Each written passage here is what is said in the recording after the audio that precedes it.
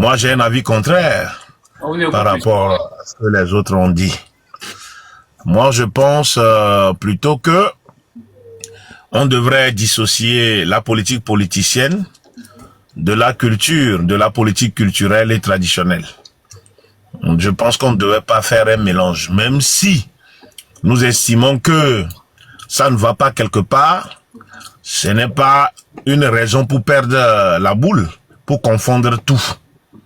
Donc, le fait de confondre la politique politicienne à la politique culturelle, c'est totalement absurde. Il faut savoir là où on va, il faut savoir quel genre de lutte nous menons.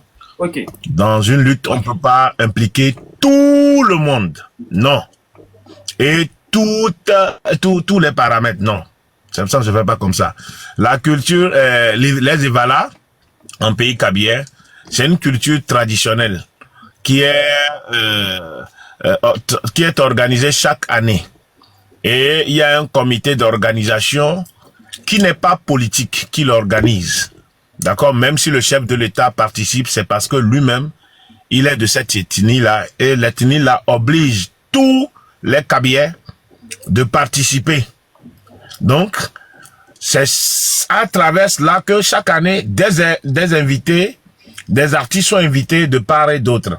C'est le comité d'organisation qui les invite, que ce soit des Ivoiriens, des Camerounais, des Nigérians, tout ça, c'est invité. Et puis, ce n'est pas qu'ils viennent cautionner un état de choses.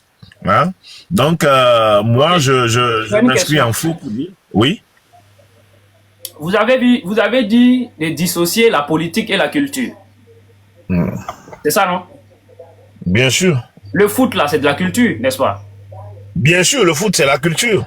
Alors, pourquoi très souvent, on refuse de jouer un match ou on refuse d'organiser un tournoi tel que la Coupe d'Afrique parce qu'on estime que tel pays est en crise politique ou sécuritaire? Pourquoi on le fait? Voilà. C'est souvent les crises sécuritaires. Lorsque la sécurité n'est pas garantie, on peut, même les Vala, si on estime que la sécurité n'est pas garantie, même l'événement Evala peut être reporté ou annulé. Moi, je suis de la région de Savane. Mais il y a déjà plus de... Mon frère, je vous explique. Que ça soit reporté ou annulé. Donc, oui, je vous explique. Moi, je suis de la... Arrête de dire. Je vous explique. Non, je vous explique. Écoutez-moi, sinon vous n'allez pas comprendre. Moi, je suis de la région de Savane, actuellement, qui est confronté à une crise sécuritaire due aux attaques terroristes. Ça fait plus de déjà 3 ou 4 ans, 5 ans.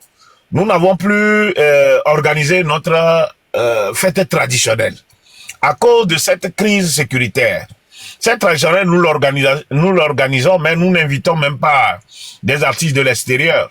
Nous l'avons plus fait plus de 3 ou 4 ans parce qu'il y a cette crise sécuritaire. Ça se comprend.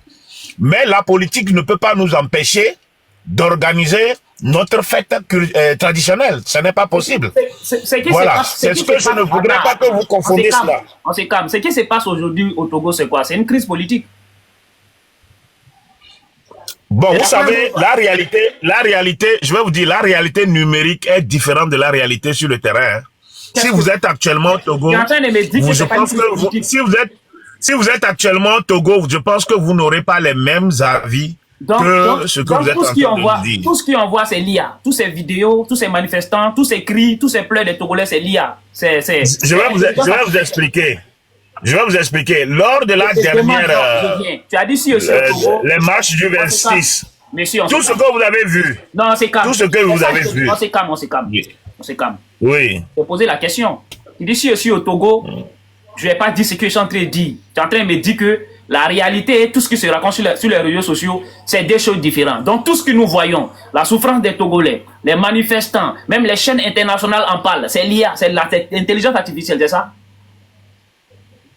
Je peux répondre maintenant? Je me réponds, je te pose une question. Si c'est intelligence artificielle ou bien c'est une réalité? Tout ce que vous avez vu, oui. Tout ce que vous avez attendu, oui. Je pense que ce n'est pas commun qu'au Togo.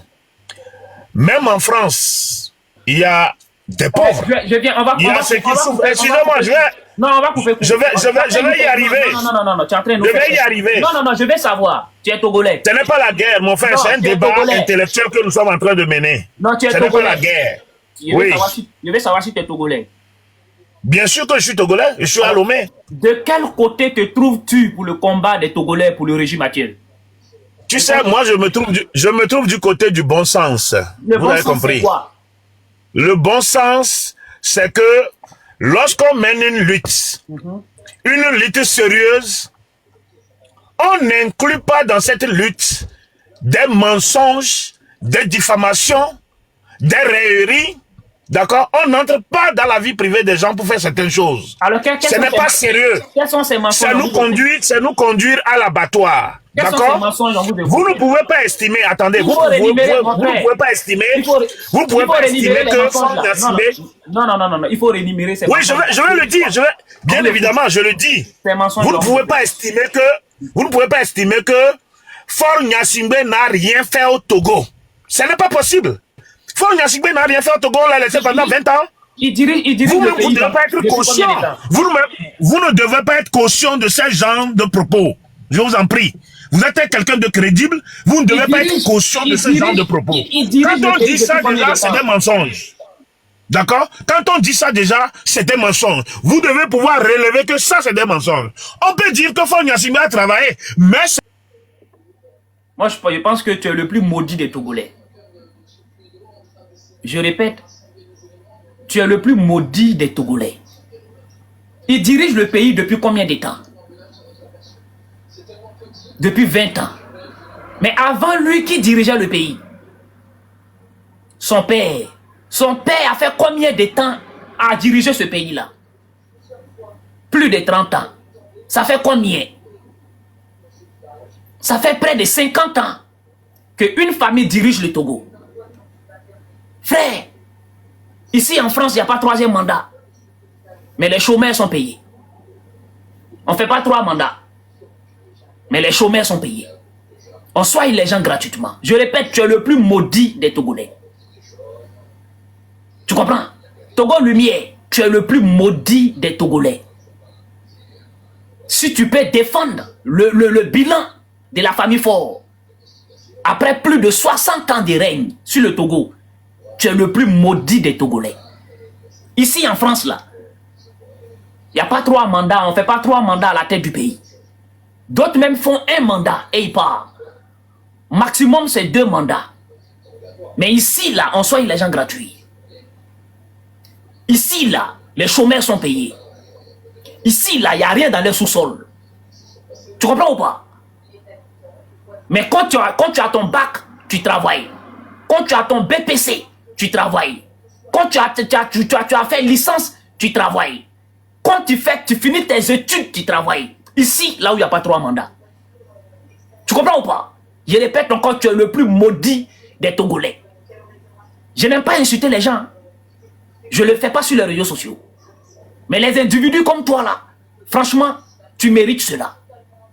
Maintenant, parlons des gens, des pays où les chefs d'État durent au pouvoir. Parce qu'il n'y a pas que au Togo où les chefs d'État durent au pouvoir. Je vais te montrer la différence lorsqu'un chef d'État dure au pouvoir et que c'est bénéfique pour la population, et lorsqu'un chef d'État dure au pouvoir et que c'est négatif pour la population. Allons en Chine. Tu vois, en Chine, le chef d'État dure au pouvoir, mais ça se voit sur la population. Ça se voit sur le pays. Tu comprends ou pas? Première économique mondiale. Quand on regarde la Chine, on dit ouais, ça dit, c'est justifié. Ils sont puissance nucléaire. Est-ce que tu as compris ça? Allons, comme on appelle en Russie, le chef d'État dure au pouvoir. Ça se voit sur l'individu lambda. Lorsqu'il quitte, il finit ses études, il travaille. Tu comprends ou pas? Les chômeurs sont payés. Les gens ne finissent pas les études et prennent les diplômes là, allez mettre ça en bas de lit. Et que l'inondation va partir avec. Quand il va pleuvoir, l'inondation part avec diplôme des gens. Non. Ils sont puissance nucléaire. Tu comprends ou pas? Allons en Corée. Corée, là. Quand son père est quitté, là, c'est le fils qui a pris le pays. Tu comprends ou pas? Ça se voit sur la population. Quand tu vois le Coréen, là, il ne fuit pas pour venir immigrer en France. Le Coréen, là, il ne fuit pas pour aller immigrer aux États-Unis. Il reste chez lui en Corée. Parce que quand il finit ses études, il a du boulot. Quand il finit son bac, BPC, licence, il a du boulot. Tout est mis. Tout est là dans son pays. Pour qu'il puisse travailler. Pour qu'il ne monte pas dans le bateau. Pour aller dans un autre pays. Pour aller immigrer là-bas. Mais, regardez les pays en Afrique où les chefs d'État ont duré. Regarde le Cameroun. Tu penses qu'on peut parler bon nom de Paul Biya? Paul Biya, on peut parler son bon nom? Après plus de 40 ans au pouvoir? Tu as vu le Cameroun? Tu as vu les infrastructures au Cameroun? Tu as vu la capitale camerounaise? Tu as vu les routes du Cameroun? Tu as vu les systèmes de défense? Tu as vu ça? Alors, il a duré au pouvoir, pourquoi? Question. La question, elle est là. Il a duré au pouvoir, là, c'est pourquoi? Si on ne peut pas le sentir sur le Camerounais, si on ne peut pas le toucher au Cameroun, c'est-à-dire on ne peut pas regarder le Cameroun pour dire, ouais, non, le chef d'État là, ouais, il a vraiment duré, c'est justifié. Allons au Congo-Brazzaville. Congo-Brazzaville, ça fait plus de 30 ans qu'il est au pouvoir. Tu vois le Congolais, ils ont tous fui pour venir ici en Europe. Pourtant, ils sont sur l'une des parties les plus riches qui peut exister. Mais regarde le Congo-Brazzaville, regarde les Brazzavilliens. Ils ont tous fui pour venir ici en Europe. Ils ont tous pris, mettre leur vie en danger pour fuir pour venir ici en Europe. Et ils ont laissé un chef d'État qui est en train de faire aujourd'hui plus de 30 ans au pouvoir. Regarde la vie des Congolais brazzavilliens. Donc le chef d'État là, il a duré au pouvoir là. C'est pourquoi? C'est pourquoi? Parce que quand on regarde un Chinois, on est fier. Quand on regarde un Coréen, on est fier. Quand on regarde un Russe, on est fier. Parce que les chefs d'État, ils ont duré au pouvoir. Mais franchement, quand tu les regardes, quand tu regardes les pays, quand tu regardes l'industrie, surtout l'industrie, les pays sont industrialisés. Tellement les pays sont industrialisés, ils sont puissance nucléaire. Donc, Congo-Brazzaville, là, il a duré au pouvoir, là, c'est pourquoi? Si on ne peut pas voir ça, c'est l'individu brazzavillien. Ça a duré au pouvoir, là. Si on ne peut pas voir ça, c'est l'individu brazzavillien. Ça a duré au pouvoir, c'est pourquoi? Maintenant, allons au Togo, maintenant, chez toi. Le père de Faure, il a fait combien d'années au pouvoir? 37 ans, si je ne me trompe pas. 37 ans, peut-être 38 ans au pouvoir. On peut voir ça sur l'individu togolais, les 38 ans au pouvoir, sachant que le sous-sol togolais n'est pas mal. Le Togo n'est pas aussi un pays pauvre. D'ailleurs, un pays qui a port, un pays qui a de l'eau, un pays qui est portier, on ne peut pas dire que c'est un pays pauvre. Tu comprends ou pas? Les 40 ans du père de Faure Gnassingbé là, est-ce qu'on peut voir ça sur le Togolais? Tu es le Togolais le plus maudit qui peut exister. Parce que tu ne penses qu'à ton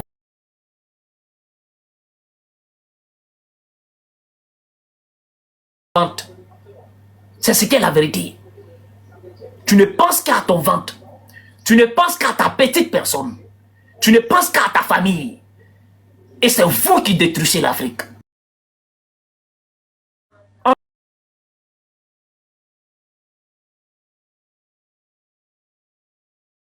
peut voir ça sur le Togolais. On peut voir ça sur le Togolais. Mais normalement, si c'est Poutine, ou le président chinois, ou le président coréen qui dirigeait le Togo, mais tout le monde allait immigrer au Togo après 40 ans de règne. Voilà la différence. Voilà la différence. Sinon, le problème, c'est pas de durer au pouvoir. Mais quand tu dis au pouvoir, là, tu fais quoi? Quand tu dis au pouvoir, là, la population est comment? Quand tu dis au pouvoir, le taux de chômage est comment? Quand tu dis au pouvoir, le taux d'industrialisation du pays est à quel niveau? Quand tu dis au pouvoir, qu'est-ce qu'on a amené de plus? Voilà la question. Les 40 ans au pouvoir, on peut voir ça sur le Togolais. Quand le Togolais quitte, il finit ses études, il travaille. Quand le Togolais a son bac, il a son avenir assuré. Quand le Togolais finit d'avoir la licence, tout ce que tu veux, il va au travail directement. Le pays est industrialisé. Est-ce que le Togo est industrialisé? Pour que quand l'élève, l'étudiant, quand il finit ses études, là, il va directement dans sa filière. Hein? Le pays est industrialisé pour que l'élève, là, l'étudiant, quand il finit, là, il va dans sa filière. Non. Donc, les 40 ans, là, est-ce qu'on peut sentir ça au Togo? On ne peut pas le sentir. On ne va même pas venir parler de nucléaire. Des gens qui n'ont même pas drone.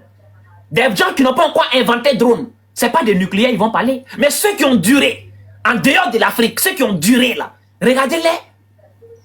Ceux qui ont duré à la tête de leur pays, regardez-les. Alors on parle de ça. Toi, un individu perdu, maudit de sa génération, tu vas venir t'asseoir pour essayer de justifier cela. Maintenant, on laisse le père, le fils, qui est fort. Quand lui, il est arrivé, il a fait combien d'années au pouvoir? Ça fait 20 ans qu'il est là. Il a fait quoi? Il a amené quoi? Il a créé quoi? Il a créé quoi? Rien du tout. Il a envoyé quel plus? Le Togo fabrique quoi? Viens me dire, au Togo, là, on fabrique quoi? Le Togo invente quoi? Le Togo est industrialisé. Parce que leur manière de diriger les pays, là, même un mécanicien, tu le mets à la tête, il peut le faire. Tu comprends ou pas? Leur manière de diriger nos pays différents. Tu mets un mécanicien, un maçon à la tête, il peut faire la même chose comme eux. Il peut faire la même chose comme eux. Viens nous dire, le Togo fabrique quoi? Le Togo a inventé quoi? Le Togo est industrialisé. On peut considérer le Togo comme un pays industrialisé? Viens nous le dire. Alors c'est non. Donc une décennie à la tête d'un pays, ça servit à quoi? Une décennie à la tête d'un pays, ça servit à quoi? Depuis l'indépendance, une famille dirige un pays. Ça servit à quoi? Rien. Parce que si le Togo fabriquait Kalash aujourd'hui, j'allais m'estimer heureux. Si le Togo fabriquait des drones aujourd'hui, j'allais m'estimer heureux. Oui. Si le Togo fabriquait, comment on appelle, micro-ondes, réfrigérateur, si le Togo fabriquait téléphone, si le Togo fabriquait je ne sais pas qu'est-ce que j'ai dit, mais n'importe quoi, j'allais m'estimer heureux. Parce que j'allais dire oui, il y a une famille qui a dirigé le Togo pendant une décennie. Grâce à cette famille, le Togo est capable aujourd'hui de fabriquer un réfrigérateur. Le Togo est capable aujourd'hui de fabriquer une télé. Le Togo est capable aujourd'hui de fabriquer une montre. Le Togo est capable aujourd'hui de fabriquer n'importe quoi. Mais rien du tout. Rien du tout. Même munitions. Les munitions pour la défense. Les munitions qu'on met dans les Kalash pour se défendre là. Le Togo ne peut pas fabriquer ça. Alors une décennie à la tête, ça servit quoi? Ça servit à quoi? On a tout perdu. Ce sont des années perdues. Perdues pour rien. Parce que ce qu'ils ont fait, un menuisier peut le faire. Ce qu'ils ont fait, un mécanicien peut le faire. Ce qu'ils ont fait, lui qui est au champ, le cultivateur de patates, peut diriger ce pays-là. Peut-être mieux que eux. Le cultivateur de bananes, le cultivateur de coton, peut faire la même chose qu'ils ont fait. Parce qu'ils n'ont rien inventé. Ils n'ont rien fait. Ils n'ont pas apporté un plus. Voilà la vérité. Et toi, tu viens justifier cela? Tu viens justifier cela? Tu justifies quoi? Il y a quel hôpital d'excellence au Togo? Dis-moi un hôpital d'excellence. Cite-moi le nom d'un hôpital d'excellence. Et si tu me cites, je vais te demander pourquoi Fort, quand il est malade, il quitte le pays. Voilà. Si tu me cites un hôpital d'excellence au Togo, tout équipé, avec tous les cerveaux, tous les savoirs, Si tu me les cites, je vais te poser la question suivante. Pourquoi le fort, là, quand lui, il est malade, il quitte le Togo pour aller se soigner? C'est une honte, c'est une humiliation. Après une décennie à la tête d'un pays, ça se soigne à l'extérieur. Après une décennie à la tête d'un pays, ça fuit pour aller se soigner à l'extérieur. Ils ont échoué. Ils ont échoué. Tu as vu Macron aller se soigner aux États-Unis? Pourtant, Macron ne peut même pas faire 3e mandat. Mais tu as vu le président Macron aller se soigner aux États-Unis? Idiot. Tu as vu le président américain Donald Trump aller se soigner en Russe? Tu as vu Donald Trump aller se soigner en Russie? Idiot. Tu as vu le président de la Russie, Poutine, aller se soigner en Chine? Idiot. La Russie, le président, comme on appelle Poutine, va aller se soigner en Chine? Idiot. Tu as vu le président chinois aller se soigner en Corée? Idiot. Tu es le Togolais le plus vendu et le plus maudit qui peut exister. Tu n'es pas non seulement le Togolais, mais tu es l'Africain le plus maudit. Tu es l'Africain le plus maudit qui peut exister. Tu as vu le président chinois aller se soigner en Corée? Tu as vu le président coréen aller se soigner en Chine? Tu as vu le président coréen venir se soigner en Europe? Alors, mais pourquoi nos chefs d'État, après 20 ans de pouvoir, après 30 ans de pouvoir, après 15 ans de pouvoir, vont se soigner en Europe, vont se soigner aux États-Unis, vont se soigner partout, sauf dans les continents, sauf dans les pays? Et toi, tu vas venir justifier cela? Que Dieu te maudisse. Que Dieu te maudisse et maudisse toute ta famille. Togo Lumière. Togo Lumière. Que Dieu te maudisse et maudisse toute ta famille. Si tu me suis, c'est que ta famille me suit. Si tu me suis, c'est que ta mère me suit. Si tu me suis, c'est que ton père me suit. Si tu me suis, c'est que tes frères et sœurs me suivent. Togo Lumière. Que Dieu maudisse et maudisse toute ta famille. Parce que ta mal-éducation, c'est ta famille qui en est responsable. Ta mentalité, c'est ta famille qui en est responsable. Donc, ils ne vont pas épargner. Que Dieu te maudisse et maudisse toute ta famille et maudisse toute ta génération. Parce que votre lignée, on n'en veut pas. Votre lignée, là, on n'en veut pas. Il faut bannir cette lignée-là. Que Dieu te maudisse à jamais. Tu as quelque chose à justifier ici? Tu as quelque chose à justifier? C'est un chef d'État qui a fait un mandat. Pour qui on vient justifier cela? C'est un chef d'État qui a fait 2 mandats. Pour qui on vient justifier cela? C'est un chef d'État qui a fait 3 mandats. Pour qui on vient justifier cela? Bande de maudits. Il a fait plus de 20 ans au pouvoir. Son père en a fait 38 ans au pouvoir. Mais il n'y a pas un hôpital d'excellence au Togo. Il n'y a pas un hôpital qui peut empêcher fort de se soigner dans cet hôpital-là. C'est-à-dire qu'il n'y a pas un hôpital qui peut empêcher fort d'aller se soigner en Europe, au Togo. Tu comprends ou pas? Il n'y a pas un médecin, un sachant, un génie togolais qui peut empêcher fort d'aller de se soigner en Europe. C'est de ça qu'on parle. Et tu viens raconter quoi? Vendu. N'importe quoi. Viens ici encore.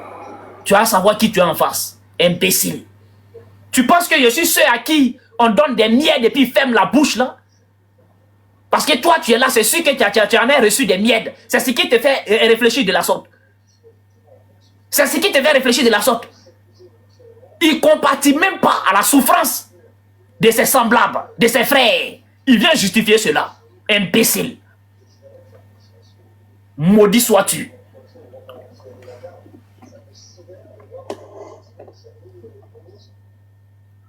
Merci, on va se concentrer et on va continuer. Désolé, parce que c'est pas ma ligne ça. Injurier des gens, c'est pas ma ligne éditoriale. Mais il y a des Africains, il y a des maudits. Souvent, quand vous tombez sur eux, il faut le faire parce que c'est vital. Il faut le faire parce que c'est important. Je suis très bien éduqué et je n'insulte pas les gens sur les réseaux sociaux.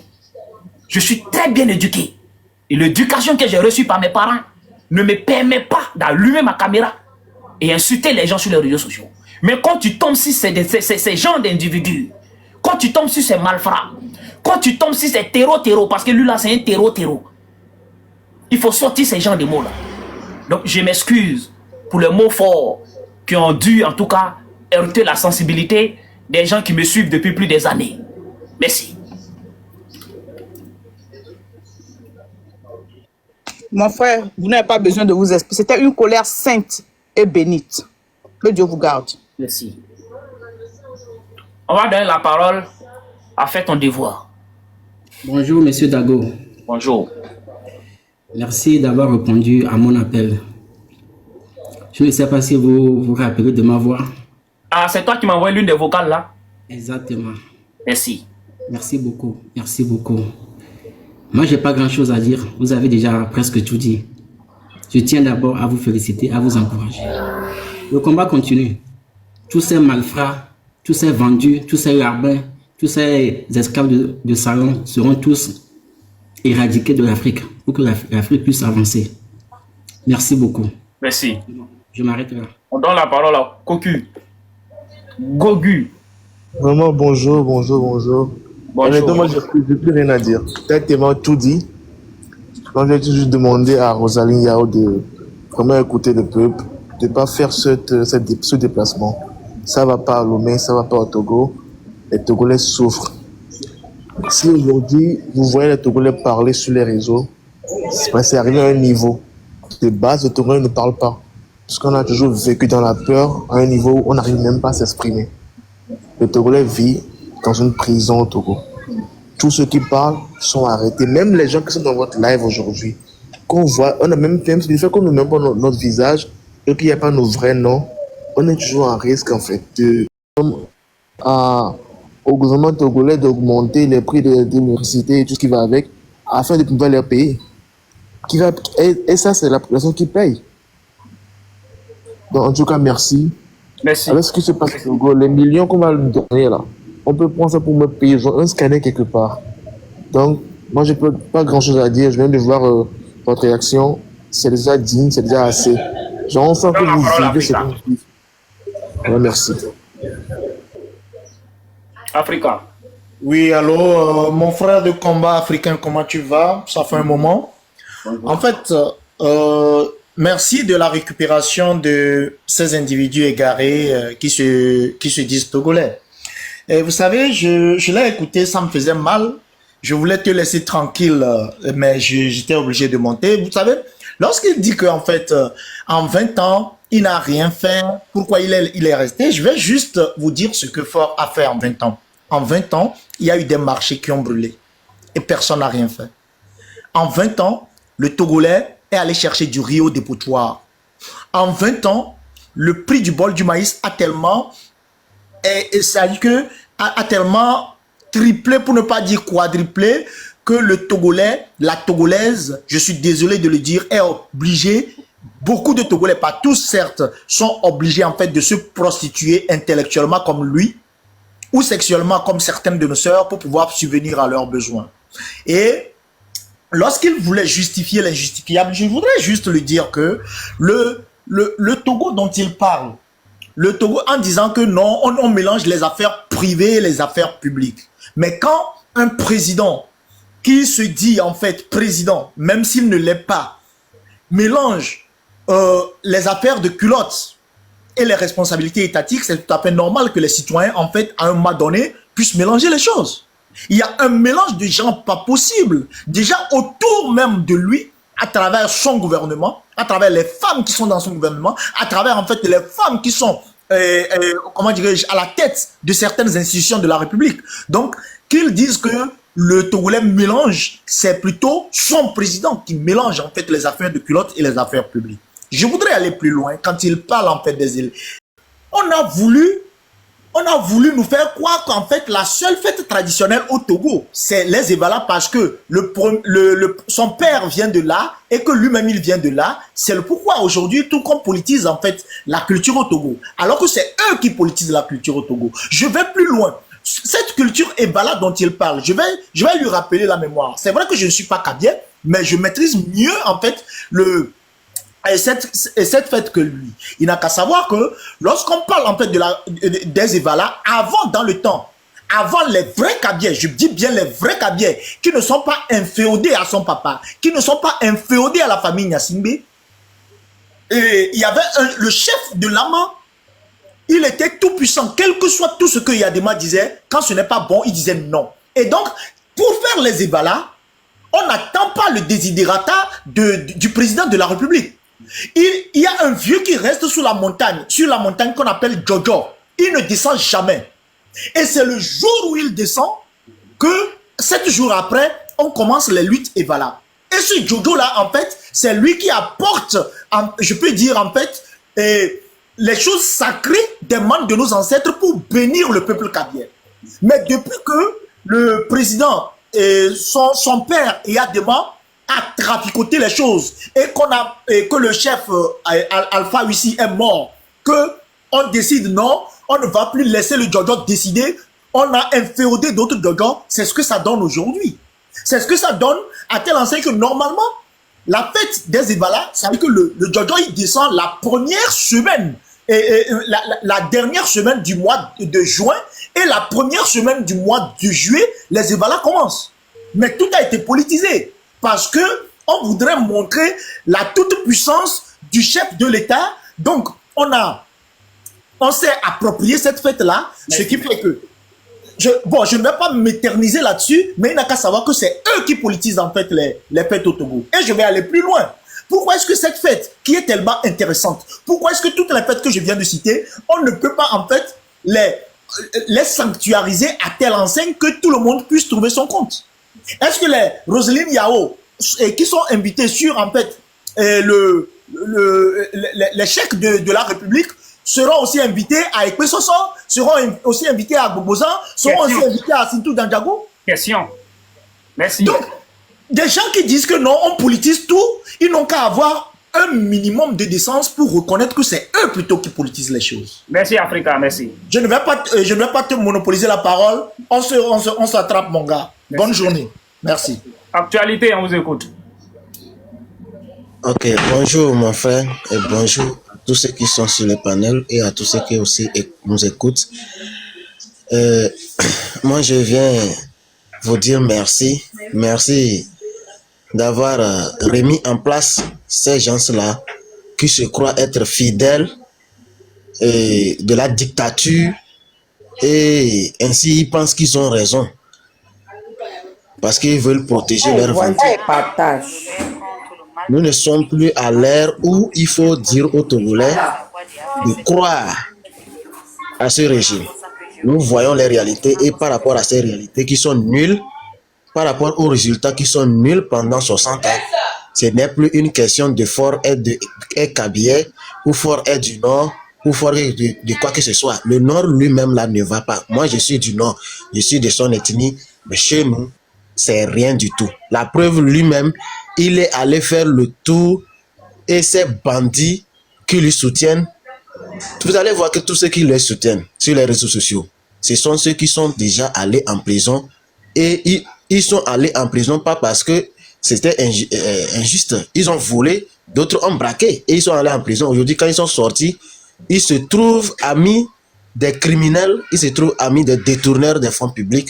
Donc, ils sont obligés de soutenir leurs semblables qui sont au pouvoir, qui torturent le peuple togolais pour pouvoir se trouver libre et sentir en famille avec les criminels.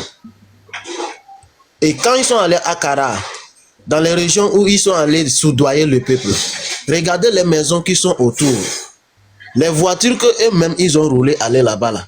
Quand ils regardent les maisons en terre battue au 21e siècle, des gens qui vivent dans des maisons en terre battue, même dans le milieu, même, il n'y a même pas d'hôpital. Il n'y a même pas des écoles construites, même en ciment. C'est que c'est rien que des terres battues. Des élèves s'assiedent sur des bâtons taillés. Qu'ils suivent des cours sous des paillotes au 21e siècle. Et vous le soutenez. Après 60 ans de règne. Hein? Vous le soutenez qu'il est de chez vous. Ce n'est plus une question il est de chez vous. Aujourd'hui, le Togolais lambda n'a plus le droit de rêver d'être président parce que c'est carrément interdit de rêver d'être président parce qu'il y a une famille qui a pris en otage le Togo. Ouais, comme si le Togo appartenait à une famille. C'est dommage. Et il y a une minorité des gangsters qui détournent l'argent du pays et qui investissent dans les fesses. Et comme on ne les poursuit pas, ils protègent aussi le criminel qui est venu dans un bain de sang, qui a tué 500 Togolais pour s'installer au pouvoir. Et le Togolais n'a pas le droit de parler de ça, parce que s'il parle, on l'arrête. S'il parle, il est en danger, il va se sentir en danger, il est poursuivi juste parce qu'il défend la justice. Quand tu as un problème et que tu n'es pas de leur côté, il faut savoir que pour toi, c'est que. Quand tu fais accident, tu vas à l'hôpital, il faut savoir que pour toi, là, c'est que. Parce que l'hôpital qui est là-bas, là même, là, ce n'est pas pour soigner. Même tu souffres d'une maladie, tu vas là-bas, là. Il faut t'injecter tous les produits de toutes les maladies possibles pour tâtonner. On joue l'autorité sur ta santé. On tâtonne même sur ta santé. On ne sait même pas exactement de quoi tu souffres parce qu'il n'y a pas de scanner, il n'y a pas des outils capables de déterminer de quoi tu souffres réellement. C'est pour ça, donc il faut t'injecter des produits. C'est pour ça quand ils sont malades, ils vont tous en Europe se soigner. Oui, parce qu'eux-mêmes, ils voient que ce qu'ils ont mis en place comme des hôpitaux... Ils n'ont pas confiance à leur politique sanitaire. Ils n'ont pas confiance à leur politique, comment on appelle, leur système de santé. Oui, ils n'ont pas confiance. Et c'est dans ça qu'ils envoient nos mamans. C'est dans ça qu'ils envoient nos femmes. C'est dans ça qu'ils envoient nos soeurs aller accoucher. Pendant que eux, leurs femmes accouchent à l'étranger. Ils prennent des infirmiers étrangers amenés même souvent pour traiter leur famille. Et tous leurs enfants vivent à l'étranger. Si le Togo est bon, pourquoi ne pas vivre avec leurs enfants au Togo? Pourquoi ne pas amener, si les écoles togolaises ont tous les matériels pour former un individu togolais, pourquoi ne pas faire fréquenter leurs enfants au Togo? C'est parce qu'ils trouvent que l'éducation au Togo n'est pas de qualité. Donc il faut les amener à l'extérieur. Et quand aujourd'hui nous parlons et nous défendons la liberté d'expression, les droits fondamentaux du peuple togolais, et nous voulons que le Togo soit pour tous les Togolais, certains pensent qu'on a quelque chose contre la personnalité de Faure. Il faut oublier catégoriquement ça. Nous, on n'a rien contre Faure, mais on a quelque chose contre sa politique. Merci. Si ça ne va pas, ça ne va pas. Il n'y a pas question. Que tu sois Kabien, que tu sois Losso, que tu sois Evé. Si tu fais quelque chose qui ne va pas, qui n'est pas de l'intérêt du Togo, il faut savoir que pour toi, c'est que. Ce que tu as fait. On va avancer. Ton message à Roseline Layo. Merci. Pour notre sœur et l'artiste ivoirienne, il faut qu'elle sache que nous l'aimons bien. Et nous n'avons rien contre sa carrière. Mais le Togo n'est pas dans une bonne situation pour la recevoir. Merci. Nous sommes en un moment de crise et ce qui se passe est très dangereux pour elle-même. Elle n'est même pas en sécurité. Si elle vient, elle ne sait pas quand est-ce que tout peut se péter. Donc le mieux, pour son bien-être et pour aussi protéger aussi sa carrière, il faut qu'elle reste chez elle. Quand le Togo sera en bon état, on pourra l'inviter et elle-même, elle verra ce que le peuple togolais peut l'offrir. Parce que depuis tant longtemps, on l'a soutenue dans sa carrière, on n'a rien contre elle, mais le moment est mal choisi pour venir au Togo.